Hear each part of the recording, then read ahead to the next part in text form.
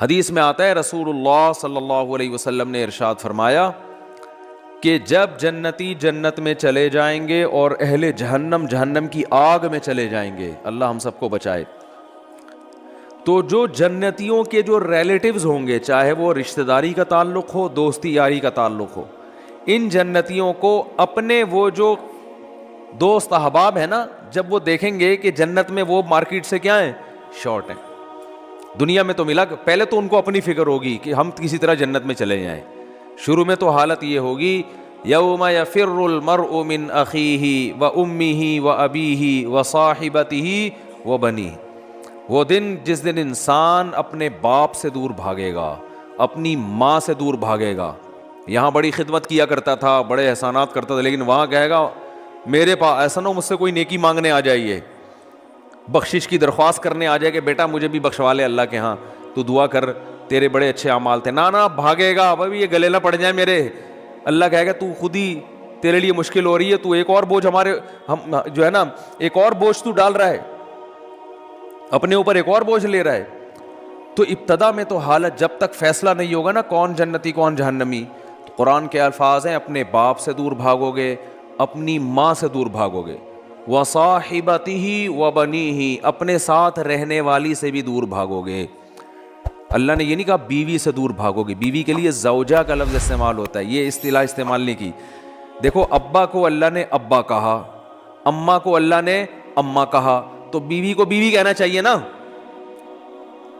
Point کی بات بتا رہا ہوں، کئی دفعہ بتا چکا ہوں، اللہ نے یہاں بیوی کو بیوی نہیں کہا، کہا ساتھ رہنے والی، صاحبہ، صحبت سے ہے نا، ہمیشہ چپک کے رہنے والی۔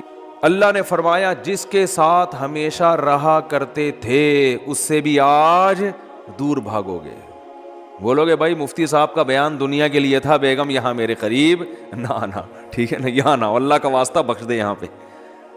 کیوں؟ نفسی نفسی، مجھے اپنی فکر ہے کہ میرا ہوگا کیا۔ وصاحبتہ وبنیہ، اپنے بیٹوں سے دور بھاگے گا، کیونکہ بیٹیاں تو بہرحال رخصت ہو کے چلی جاتی ہیں، بیٹے تو ہمیشہ اپنے ساتھ رہتے ہیں، ان سے دور بھاگے گا۔ ایک اور جگہ فرمایا وَأَخِيهِ، بھائی سے دور بھاگے گا، وَفَصِيلَتِهِ الَّتِي تُؤْوِيهِ، اور جس خاندان نے پوری زندگی اس کو ٹھکانہ دیا، اپنے گھر میں رکھا، باپ ماں اور پوری فیملی، اس خاندان سے مکر جائے گا، وہاں سے دور بھاگے گا۔ تو شروع میں تو یہ حالت ہوگی کہ میرا بنے گا کیا، بس یہ فکر، لیکن جب پتہ چل جائے گا بھائی تیرا اعمال نامہ دائیں ہاتھ میں دیا جا رہا ہے، جب اعمال نامہ دیا جائے گا نا، فَأَمَّا مَنْ أُوتِيَ كِتَابَهُ بِيَمِينِهِ، جس کے دائیں ہاتھ میں دیا جائے گا، بالکل ایسے کاؤنٹنگ ہوگی، بلکہ تولا جائے گا نیکیوں کو۔ ہم سمجھتے ہیں، دیکھو ملحد لوگ جو خدا کا انکار کرنے والے، مذہب کا انکار کرنے والے کہتے ہیں ہم پیدا ہو کے مر گئے، ختم، ان ہی الا حیاتنا الدنیا۔ قرآن نے ان کی الفاظ کو بھی ذکر کیا ہے کہ ہماری دنیا کی زندگی ہے، نموت و نحیا، ہم مرتے ہیں پیدا ہوتے ہیں، وما یہلکنا الا الدہر، اور یہ جو موت اور زندگی ہے خدا کے ارادے سے نہیں ہے، یہ زمانے کے تصرفات ہیں، زمانہ ہے جو مارتا بھی ہے۔ بس ایک آدمی ٹرک کے نیچے آ کے مر گیا تو اس لیے تھوڑی اللہ نے مارا ہے، تو ٹرک کے نیچے آیا ہے نا، تو جو بھی چیز ٹرک کے نیچے آئے گی وہ تو مرے گی، وہ یہ بات کرتے ہیں۔ تو اللہ فرماتے ہیں کہ قیامت کے دن یہ جو ہے نا، ایسا نہیں ہے کہ تم یہ سمجھتے ہو کہ سب خود بخود ہو رہا ہے، ایک ایک چیز کا، مالی ھذا الکتاب لا یغادر صغیرۃ ولا کبیرۃ الا احصاھا۔ قرآن کہتا ہے جب تم اپنا اعمال نامہ دیکھو گے نا، تو یہ نہیں کہو گے کہ یہ اس نے میری زندگی کا، اس نے جو ہے نا صحیح رزلٹ اناؤنس کیا ہے، بالکل صحیح۔ دیکھو آپ نے اگر امتحان میں اچھا پرچہ نہیں کیا ہوتا تو جو آپ کو توقع ہوتی ہے اسی کے حساب سے جب نمبر مل جائیں تو آپ کو تعجب نہیں ہوتا، آپ کہتے یار مجھے لگ رہا تھا کہ 60-65 کے درمیان ہی میرے نمبر آئیں گے، تو باقی 63 نمبر ہیں، تو بالکل صحیح نمبر ہیں، گھپلا نہیں ہوا، تبھی اپنی رپورٹ کو دیکھ کے تعجب نہیں ہوتا۔ تو قرآن کہہ رہا ہے کہ جب تم اپنی رپورٹ دیکھو گے، وہاں رزلٹ دیکھو گے تو تمہیں تعجب ہوگا۔ تعجب اس کا نہیں ہوگا کہ اس میں دھاندلی ہوئی ہے، نہ، تعجب اس پہ ہوگا کہ ہم تو یہ سمجھ رہے تھے کہ موٹی موٹی چیزیں ہماری نوٹ کی جا رہی ہیں، ایسا اعمال نامہ جس میں ایک ایک چیز، لا یغادر صغیرۃ ولا کبیرۃ، میری زندگی کا کوئی ایک گوشہ جو میں نے چھپ کے معمولی سی نیکی کی ہو یا چھپ کے معمولی سا گناہ کیا ہو, اس کتاب میں وہ بھی مس نہیں ہوا ہے. یہ کیسا اللہ نے انتظام کیا ہوا تھا کہ ایک ایک حرف, ایک ایک چیز نوٹ کی جا رہی تھی. مالی ھذا الکتاب, ایسا رزلٹ تو ہم نے آج تک کسی کا نہیں دیکھا. انسان تعجب کرے گا کہ بھائی میں تو سمجھ رہا تھا کہ میں آزاد ہوں, یہاں تو ایسی گرفت ہے, اتنی گرفت ہے کہ ان وہ کیا ہے, فتکن فی صخرۃ او فی السماوات او فی الارض یاتی بہ اللہ. ایک رائی کے دانے کے برابر نیکی یا گناہ اگر کیا ہے نا, اندھیروں میں خفیہ چٹانوں کے اندر بیٹھ کر اللہ اس کو بھی کھینچ کے نکال کے لے آئے گا. ایسا انتظام ہے. دیکھو کافر کہتا ہے بالکل بھی انتظام نہیں ہے, اللہ کہتا ہے ایک ایک چیز نوٹ کی جا رہی ہے. ما یلفظ من قول الا لدیہ رقیب عتید. کیا الفاظ ہیں قرآن کے. قرآن کہتا ہے تم جو زبان سے الفاظ پھینکتے ہو نا, لفظ یلفظ کا معنی ہوتا ہے عربی میں پھینکنا. یہ وہ والا پھینکنا نہیں جو ہم کو پھینکو کہتے ہیں. یہ جو الفاظ ہم زبان سے نکالتے ہیں تو یہ نکل کے ہوا میں تحلیل ہو رہے ہیں نا. تو قرآن کہہ رہے جو کچھ زبان سے نکل کے ہوا میں جا رہا ہے یہ غائب نہیں ہو رہا. لدینا رقیب, ایک رقیب. رقیب کسے کہتے ہیں؟ نگرانی کرنے والا. جیسے کوئی خفیہ ایجنسی کا آدمی دیکھ رہا ہو, ٹریس کر رہا ہو بندہ جا کہاں رہا ہے. یہ سی آئی ڈی والے چیک کر رہے ہوتے ہیں نا چور کو. بھائی سی آئی ڈی والوں نے کسی بندے کو پکڑنا ہے اور بندہ بڑا پاورفل ہے تو پہلے ریکی ہوتی ہے, یہ بندہ صبح نکلتا کہاں سے جاتا, ایک ایک چیز نوٹ کی جاتی ہے اس کی. تو رقیب اس کو کہتے ہیں. رقیب جو ہر وقت تمہارے مراقبے میں ہے. آپ نے دیکھا ہوگا نا مراقبہ سینٹر کھلے ہوئے ہیں, اس میں بیٹھے ہوتے ہیں مسٹنڈوں کی طرح یوں کر کے نا غور کر رہے ہوتے ہیں, وہ پتہ نہیں کیا کر رہے ہوتے ہیں.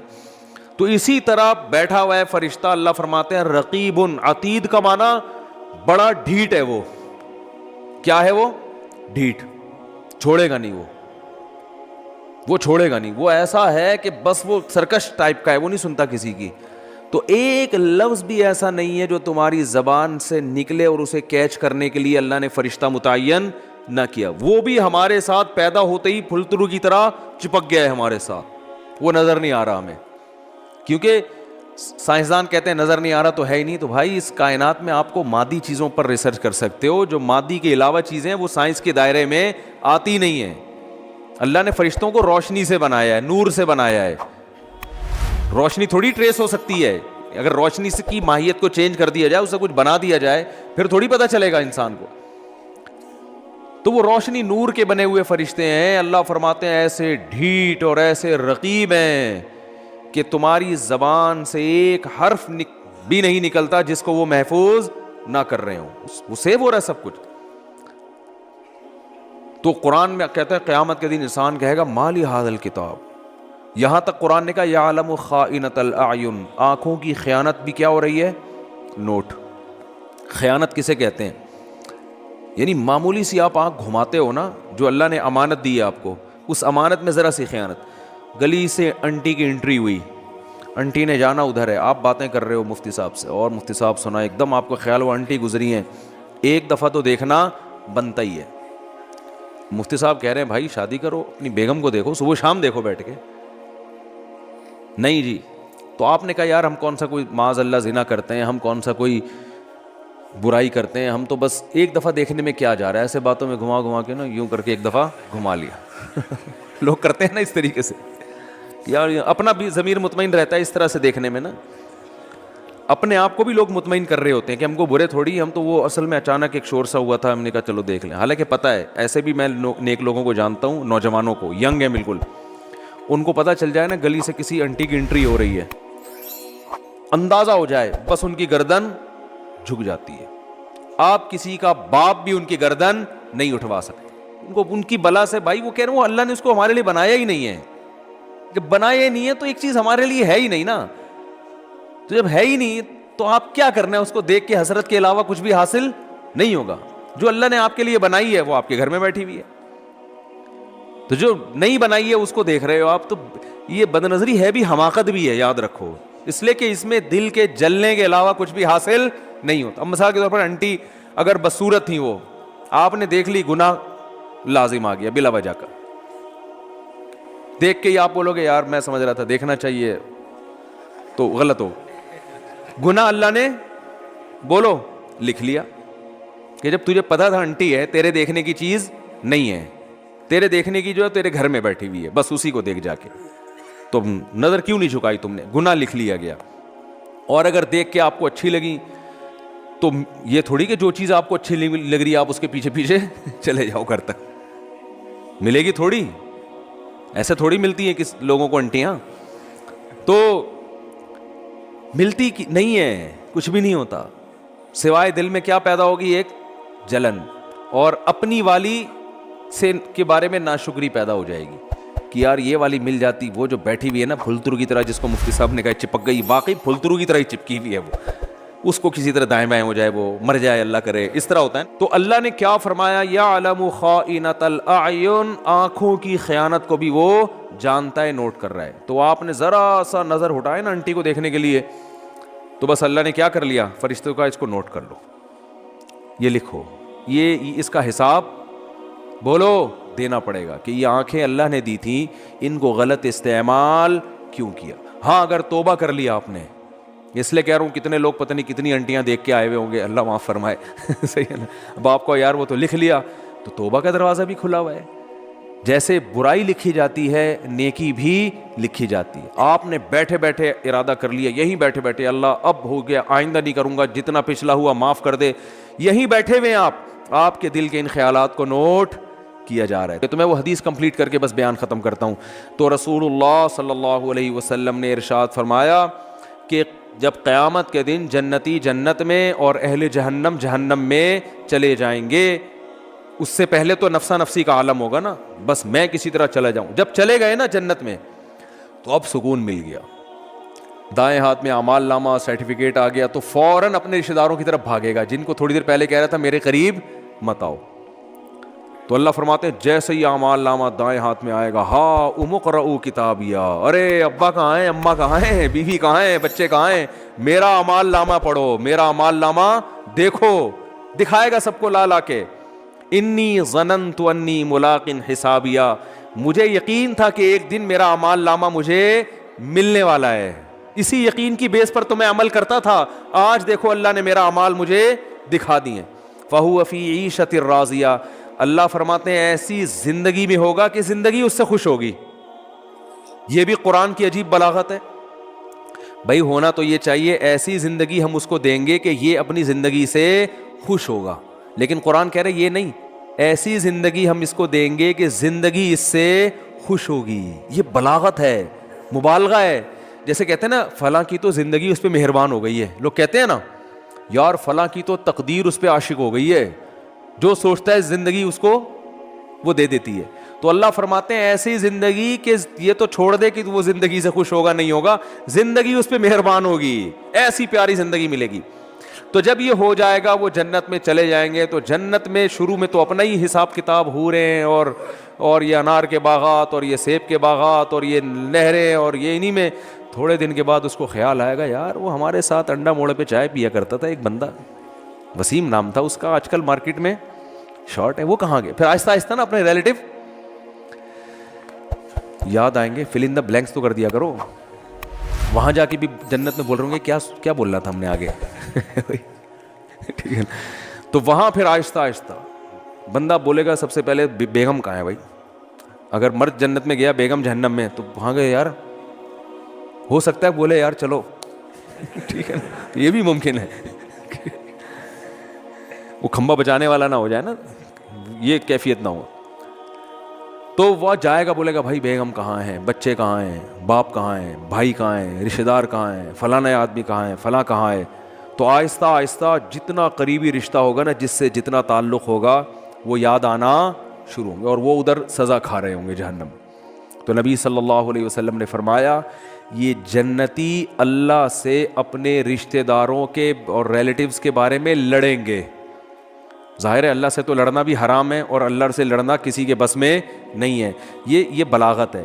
کیا مطلب, اتنی اللہ سے دعا مانگیں گے, اتنا پیچھے پڑیں گے جیسے کوئی لڑ رہا ہوتا ہے. جیسے قرآن میں آتا ہے یجادلون فی قوم لوط, ابراہیم علیہ السلام کو جب پتہ چلا کہ لوط علیہ السلام کی قوم تباہ ہونے والی ہے, فرشتے جا رہے ہیں, تو اللہ کہتے ہیں ابراہیم ہم سے جھگڑا کرنے لگے کہ بھئی قوم لوط کو ہلاک مت کرو, کیونکہ ابراہیم نرم دل تھے. تو جھگڑا کرنے لگے. اب اللہ سے جھگڑنا تو کفر ہے نا. تو یہ قرآن کی بلاغت ہوتی ہے, یعنی ایسی دعائیں مانگنے لگے جیسے ہم سے لڑ رہے ہوں. جیسے کوئی فقیر چپک جائے نا آپ کے ساتھ, او بھائی 5 روپے دے دے, 5 روپے دے دے, آپ کہیں لڑ کیوں رہا ہے یار, کہتے ہیں نا لڑ کیوں رہا ہے, اور جان چھڑانے کے لیے بعض دفعہ اس کو پیسے دے دیے جاتے ہیں, پتہ ہے مستحق نہیں ہے, لیکن یار جو چپک ہی گیا ہے, پھلترو کی طرح پھلترو لفظ یاد رکھو, صحیح ہے نا. ٹھیک ہے. تو اللہ نے بعض, یہ قرآن کے الفاظ ہیں نا, ایسے الفاظ, قرآن بلاغت ہے یہ. تو حدیث میں آتا ہے کہ اللہ سے جھگڑا کرنا شروع کر دیں گے, یعنی اتنا زیادہ مانگیں گے گویا کہ جھگڑ, یاد آئیں گے یار ہمارا دوست تھا وہ جہنم میں, آگ میں. تو اللہ تعالیٰ ان کے لیے, ہاں وہ جو اصل میں حدیث سنا رہا تھا نا, یہ تو اتنی لمبی تمہید ہو گئی, وہ کہیں گے اللہ سے جا کے, اے اللہ بہت سے ایسے ہمارے دوست احباب رشتہ دار تھے, یصلون معنا ویصومون معنا, جو ہمارے ساتھ نمازیں پڑھا کرتے تھے, رمضان کے روزے رکھا کرتے تھے, مگر آج وہ ہمیں جنت میں نظر نہیں آ رہے. اس سے کیا پتہ چلتا ہے, وہ بھی یہ بتائیں گے کہ وہ مسلم تھے, کیونکہ یہ کافر کے بارے میں تھوڑی خیال آئے گا ان کو. ہائے ہائے کیسے سمجھائیں یار, یہ کافروں کے بہت, کافر کا تو پتہ ہے کہ دنیا میں اللہ نے مغفرت پہ پابندی لگائی ہوئی ہے, تو آخرت میں کہاں سے ہوگی. کافر کا تو دیکھ رہے ہیں اللہ, ابراہیم علیہ السلام اپنے باپ کو نہیں بخشوا سکیں گے, تو ہم کون سا ابراہیم علیہ السلام سے آگے نکل گئے کیا. تو یہ اپنے مسلم ریلیٹیوز کے بارے میں, تو ان کا اسلام ثابت کرنے کے لیے اللہ کے سامنے حوالہ کیا دیں گے, اے اللہ وہ نماز بھی پابندی سے پڑھا کرتے تھے, رمضان کے روزے بھی رکھتے تھے, مسلم ہیں, لیکن آج ہمیں نظر نہیں آ رہے, گناہ اور گناہ تھے, زنا تھے, چوری تھی, کچھ بھی تھا. اس سے اندازہ لگاؤ وہاں بھی ان کو اپنے ریلیٹیوز کا مسلمان ہونا ثابت کرنے کے لیے شناختی کارڈ نہیں دکھائیں گے وہ, کہ اللہ یہ دیکھو نادرا میں لکھا ہوا تھا انہوں نے اسلام. وہاں بھی اللہ ثبوت مانگے گا, اسلام کا ثبوت کیا تمہارے پاس, تو ثبوت پیش کریں گے, اللہ تو جانتا ہے, تو اعمال نامہ نکال کے دیکھ لے, نمازوں میں ہمارے ساتھ کھڑے ہوتے تھے, رمضان کے روزوں میں ہمارے ساتھ ہوتے تھے, روزے نہیں چھوڑتے تھے رمضان کے, اور نہ نماز چھوڑتے تھے, کیونکہ اسلام کا رکن ہے نا یہ. تو پھر اللہ حدیث میں آتا ہے حد بندی کرے گا. اچھا تو ایسا کرو, جیسے حد بندی ہوتی ہے نا, گورنمنٹ جیسے بعض موقعوں پہ جیل کے قیدیوں کو چھوڑتی ہے, تو انتہائی سنگین نوعیت کے مجرموں کو رکھا جاتا ہے, اس سے کم درجے کے مجرموں کو چھوڑ دیا جاتا ہے, اور کچھ کو تخفیف کر دی جاتی ہے کہ بھائی ٹھیک ہے سزا تو تھی 14 سال, لیکن سفارش کی وجہ سے وہ کیا کی جا رہی ہے, 7 سال کی جا رہی. تو اللہ حد بندی کریں گے, کیونکہ کچھ ایسے نمازی ہوں گے, چھوٹے موٹے گناہ تھے, کچھ چھوٹے تو گناہ کی وجہ پہ جہنم میں نہیں جاتا, یعنی کبیرہ جو دوسروں کی نسبت چھوٹے تھے, ایک آدھ دفعہ کبیرہ گناہ ہوا, توبہ نہیں کی, مر گئے, تو اللہ کہیں گے چلو ان کی سزا تو بنتی تھی, مگر میں تمہاری سفارش کی وجہ سے ان کو جہنم کی آگ سے نکال رہا ہوں. تو حدیث میں آتا ہے وہ نکال لیں گے, جنتی آرام سے بیٹھ جائیں گے, بھائی چلو نکل گئے, بھائی وسیم بھائی بھی آ گئے. وسیم بھائی بھی جنت میں بھی ہوں گے, ایسا نہیں ہو کہ وسیم کو آپ بولیں گے. تو میں جن وسیم کی بات کر رہا ہوں ان میں سے کوئی بھی میرا بیان اس وقت نہیں سن رہا. تو جنتی نکالنے کے بعد پھر کہیں گے, پھر تھوڑا عرصہ گزر جائے گا, پھر خیال آئے گا بھائی وہ تو اپنا دوست تھا یار, اس کو بھی تو نکالنا ہے بھائی. پھر حدیث میں آتا ہے, نبی صلی اللہ علیہ وسلم فرماتے ہیں اللہ سے آ کے سفارش کریں گے. پھر حدیث کے ظاہری الفاظ یہی ہیں, اللہ سے کیا کہیں گے, ہمارے ساتھ نماز پڑھا کرتے تھے اور ہمارے ساتھ روزہ رکھا کرتے. تو بے نمازی کا تو تذکرہ آ ہی نہیں رہا کہ جنت میں جائے گا. سمجھ میں آ رہی ہے بات, بے نمازی کا تو کہیں تذکرہ ہی نہیں آ رہا کہ بھئی اپنا اسلام تو ثابت کرو. تو حدیث میں آتا ہے کہ پھر اللہ تعالیٰ اور پھر حد بندی کریں گے, اور پھر کہیں گے چلو بھائی بے نمازی کا بھی آئے گا, بالکل اینڈ میں آئے گا وہ. یعنی یہ بھی یاد رکھیں گے اپنے نمازیوں کو کہ اللہ وہ تو مسلمان تھے, ہم ان کی گواہی دیتے ہیں اسلام کی. بالآخر یہ نکالتے نکالتے ختم. پھر نبی صلی اللہ علیہ وسلم نے فرمایا کہ نبی صلی اللہ علیہ وسلم سفارش کریں گے, کیونکہ آپ کے تو ریلیٹیو محدود ہیں نا, کسی کے 10 ہیں, کسی کے 15 ہیں, سب نکل گئے بھائی. اس سے کہیں اس میں نہ آئے کہ چلو ہمارے فلاں ہم کو نکال دیں گے, لیکن جائیں گے بھی تو, سزا بھی تو کھائیں گے بھائی. وہ تھوڑے دن کی تھوڑی ہے, وہ تو تھوڑی سزا بھی بہت ہے. تو سفارش تو ہوگی, شفاعت بھی ہوگی, یقینا برحق اہل سنت والجماعت کا عقیدہ ہے کہ شفاعت ہوگی. جہنم میں جس کو جتنی سزا اس کی بنتی ہوگی نا, کافر کے علاوہ کسی کو بھی پوری سزا ملے گی نہیں. جیسے دنیا کا قانون ہوتا ہے نا, اتنے سال قید با مشقت, وہ ریٹن میں کچھ اور ہوتا ہے, پریکٹیکلی کچھ اور ہوتا ہے. تو ریٹرن میں تو اللہ کے ہاں لکھا ہوا ہے کہ زانی اتنے سال جہنم میں جلے گا, قاتل اتنے سال جہنم میں جلے گا, فلاں اتنے سال, لیکن یہ ریٹرن میں اصل سزا وہی ہے. لیکن پریکٹیکلی کیا ہوگا کہ سفارشوں کی بیس پہ سزائیں کم ہوتی چلی جائیں گی. بھائی اس کے اتنے سال تھے اتنے کم ہو گئے, اتنے سال تھے اتنے کم ہو گئے. تو نبی صلی اللہ علیہ وسلم نے فرمایا, یہ بھی حدیث میں کمپلیٹ کر دیتا ہوں, اگرچہ یہ موضوع کا حصہ جتنا تھا وہ میں نے بیان کر دیا, لیکن بڑی دلچسپ حدیث ہے. آپ صلی اللہ علیہ وسلم نے فرمایا پھر نبی کا رشتہ امتیوں سے کس کا ہے؟ امتی ہونے کا. آپ صلی اللہ علیہ وسلم پھر اپنی امت کو نکالیں گے, وہ بھی اللہ حد بندی کرے گا کہ اتنے اس لیول کے لوگوں کو جن کے گناہ اس نوعیت کے تھے ان کو آپ کی سفارش سے نکالا جائے گا. یہاں تک کہ آپ صلی اللہ علیہ وسلم نے فرمایا کہ میں بھی سفارش ختم کر دوں گا, جتنے لوگوں کو نکالنا تھا. تو اللہ کہے گا کہ کوئی ہے مزید سفارش کرنے والا؟ آواز آئے گی بھائی اب کوئی بھی نہیں ہے. اللہ کیا کیا پیارے الفاظ ہیں یار حدیث کے. اللہ فرمائیں گے هل يبقى الا الرحمن, جو رحمان ہے سب سے زیادہ رحم کرنے والا وہ تو ابھی باقی ہے. یعنی تمہیں اگر ترس آ رہا ہے, کوئی تمہارا ماموں ہے, کوئی تمہارا چاچا ہے, کوئی تمہارا باپ ہے, تم ان رشتوں کی بیس پر, اور نبی ترس کھا رہے ہیں کہ میری امت ہے, تو اللہ فرمائیں گے میں تو رحمان ہوں اور یہ میری مخلوق ہے. میں تو رحمان ہوں نا, تو رحمان کیسے چھوڑ دے گا؟ وہ اپنی مرضی سے نہیں نکالے گا.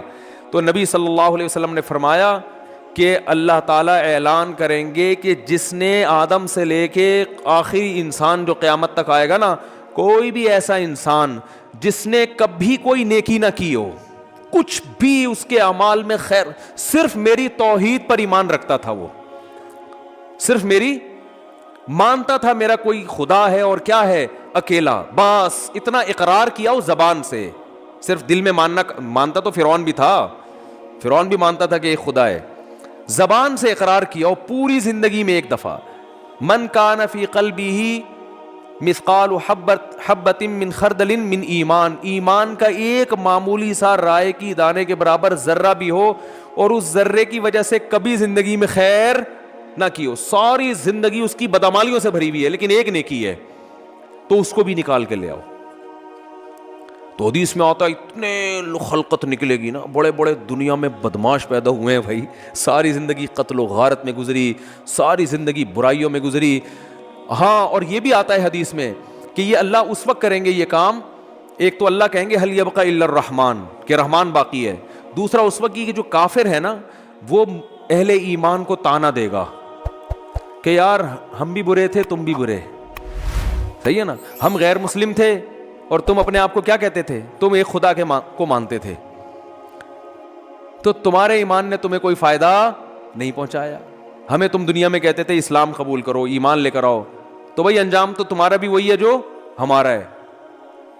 تو قرآن کے حدیث میں آتا ہے اللہ تعالیٰ اس وقت جس کے دل میں بھی رائی کے دانے کے برابر بھی ایمان ہوگا نا, اللہ کہے گا میں اپنے ماننے والوں کو نہ ماننے والوں کے ساتھ نہیں رکھ سکتا. یہ غیرت کا مسئلہ ہے. تبھی لوگ کہتے ہیں نا غیر مسلم اتنے نیک اچھے اعمال کر رہے ہوتے ہیں وہ جہنم میں کیوں جائیں گے. او بھائی غیرت کا مسئلہ ہوتا ہے. آپ کی فرض کرو 2 بیویاں ہیں, ایک بہت خدمت گزار ہے لیکن وہ کہتی ہے کہ بھائی میں آپ کی بیوی بھی ہوں, اور وہ جو فلاں جو ہے نا سبکتگین, ایسا نام نہ لو کہ وسیم ستار کو غصہ آ جائے نا, بہت مشکل سا نام کوئی بتاؤ, سبکتگین بھی نام ہوتا ہے نا کیونکہ یہ غیرت والا مثال ہے. سبکتگین نہیں بھائی,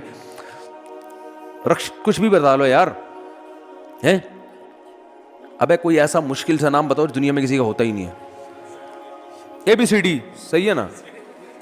وہ آپ کی 2 بیویاں تھیں, ایک اکڑ والی, مانتی نہیں ہے بات کو, چائے کا بولو نہیں پکا کے لائے گی, آپ بولو بھائی کھانا پکاؤ نہیں پکائے گی, ہر وقت بس زبانی بد کلامی. لیکن جب اس سے پوچھا آپ کے میاں کون ہے, بھائی یہ میرے میاں ہے بس, ٹھیک ہے میں نہیں مانتی, ان کی ایک نہیں مانتی, لیکن ہے یہ میرے میاں, مجھے ماننا چاہیے ان کی, مجھے ان کا احترام کرنا چاہیے, لیکن مجھ سے ہوتا نہیں ہے, کچھ اوپر سے فالٹ چلا رہا ہے, ہمارے خاندانی مسئلہ ہے, آپس کی بات ہے ہماری, لیکن ہے بھائی میرا میاں, اس کے علاوہ میں کسی اور سے محبت نہیں کر سکتی. میاں والی جو محبت ہے وہ اسی سے ہوگی. دوسری بڑی فرما بردار ہے, او بھائی جب چائے کا بولا بٹن دباؤ چائے آ رہی ہے, ایئر ہوسٹس والے اخلاق رکھے ہوئے, اس نے ٹریننگ وہاں سے لی ہوئی ہے, اس کی والدہ نہیں سکھائے اس کو یہ آداب تمیز. لیکن وہ آفس میں بھی آپ کے کسی دوست سے بھی اس کے سلام دعا بہت اچھی ہنس ہنس کے بات کرتی ہے. آپ جب کہتے ہیں بیگم مجھے بڑی غیرت آتی ہے, تو کہتے ہیں کیا ہو گیا, براڈ مائنڈڈ بنو, اگر تم سے میں محبت کر سکتی ہوں تو میرا پرانا بوائے فرینڈ ہے وہ, مجھے اس سے بھی وہی عشق ہے جو تم سے, بلکہ اس سے تھوڑا زیادہ ہے, اتفاق سے شادی تم سے ہو گئی میری, چاہتی تو میں تھی وہاں ہو، لیکن اب ہو گئی ہے، مجبوری میں گزارا کر رہی ہوں، نادرا میں سرٹیفکیٹ بن گیا، اب پھر دوبارہ سے 4-5 ہزار روپے کا خرچہ آئے گا، وہیں رہنے دو، کاغذ میں رہنے دو، لیکن ویسے مجھے محبت اس سے ہے، رکھو گے غیرت اگر ہوگی تو ہے بولا کہ بھائی وہ جو ہے نا، جو ایک ذرا بھی خدمت نہیں کرتی، کم از کم مجھے اطمینان ہے کہ صرف کس کو مانتی ہے؟ شوہر مجھے مانتی، اور یہ تو اتنی وفادار ہے نا، تو وفادار تو میں گھر میں کوئی ماسی لا کے رکھ لوں گا، بٹن دباؤ اس سے زیادہ کام کرے گی، ماسیاں زیادہ کام کر لیتی ہیں نا۔ کیا ہو گیا بھائی؟ ماسی کو تو پوچھا لگانے کا بولو، پوچھا لگائے گی، بیگم کو بولو پوچھا لگانے، تو کہے گی میں کیا پوچھا لگانے کے لیے آئی ہوئی یہاں پہ؟ اس لیے مجھ سے شادی کی تھی پوچھے لگوانے کے لیے؟ وہ تانا دے دے گی آخر، ماسی تھوڑی تانا دے گی۔ تو بیوی کی ڈیفینیشن میں سب سے پہلے یہ کہ وہ آپ کے علاوہ کسی اور کو شوہر نہ مانتی ہو، باقی محبت کرے کسی سے، ابا سے باپ والی، بھائیوں سے بھائی والی، لیکن جو شوہر سے جس طرح کی محبت کی جاتی ہے، عشق کیا جاتا ہے، وہ صرف میاں ہی ہے۔ تو جیسے میرے بھائی مرد اس معاملے میں شرکت برداشت نہیں کرتا، اگر غیرت ہوگی تو اللہ بھی کہتا ہے بھائی تم کتنے بڑے سائنسدان ہو، تم کتنے بڑے فنٹر ہو، تم نے ساری انسانیت کی خدمت کر کر کے ان کے پیٹ بھرے، اگر میرے ساتھ کسی اور کو بھی خدا مانتے ہو تو ان نیکیوں کا بدلہ پھر اسی سے جا کے لو۔ میں تو آج جو میرے اپنے تھے ان کو اپنے غیروں سے ممتاز اور جدا کروں گا، چاہے غیر کتنے بظاہر اچھے ہوں اور میرے اپنے کتنے نالائق کیوں نہ ہوں۔ اس لیے ایمان اور توحید سے بڑی کوئی نعمت نہیں ہے۔ مسلمان کتنا ہی گناہگار ہو، اس کائنات کو جو چلانے والا، بنانے والا، جنت جہنم پیدا کرنے والا، اس کو مانتا ہے کہ اللہ ہوں میں تیرا، بے شک نالائق ہوں، بے شک نافرمان ہوں۔ تبھی یاد رکھو اپنے ایمان پہ سمجھوتا نہ کرو۔ جو لوگ یورپ جاتے ہیں، امریکہ جاتے ہیں، میں ان سے خاص طور پہ کہتا ہوں یار تم اگر یاشی میں لگ بھی رہے ہو، خدا کے بندو اپنے آپ کو مسلم تو کہا کرو، کم از کم برائی کو برائی تو سمجھو، اللہ توبہ کی توفیق دے دے، میں غلط کر رہا ہوں، یہ اعتراف تو کرو اللہ کے سامنے۔ جیسے ایک نالائق اولاد اپنے باپ کے سامنے اعتراف تو کرتی ہے یار ہم ابا کے حقوق ادا نہیں کر سکے۔ کتنے لوگ ہیں والدین جب دنیا سے جاتے ہیں اولاد رو رہی ہوتی ہے یار ابا کی ہم خدمت نہیں کر سکے، یار اب کوئی تلافی ہو سکتی ہے، تو نالائق اولاد تھی نا، لیکن ابا کو ابا تو مانا نا اس نے۔ تو یاد رکھو جو اللہ کو اللہ ہی نہیں مانتا، یہ اللہ کے ساتھ شریک کرتا ہے، اس کے سارے اعمال قرآن کہتے ہیں راکھ کے ڈھیر ہے، جیسے پھونک لگاؤ سارے اعمال اڑ گئے، پورا پہاڑ اڑ جائے گا نا، پھونک دیکھنے میں بہت ہے، اللہ فرماتے ہیں ایسا ہی ہوگا۔ تو نبی صلی اللہ علیہ وسلم نے فرمایا سب سے جو رائی کے دانے کے برابر بھی توحید کا قائل تھا نا، اس کو بھی اللہ نکال لے گا۔ تو اس لیے جہنم میں صرف وہی رہے گا جو مشرک ہے، جو کفر پہ مرا، جو قرآن کا، اللہ کے رسولوں کا انکار کرتا ہے۔ اس کے علاوہ جو بھی ایمان کی حالت میں جائے گا بالآخر ایک نہ ایک دن وہ نکلے گا۔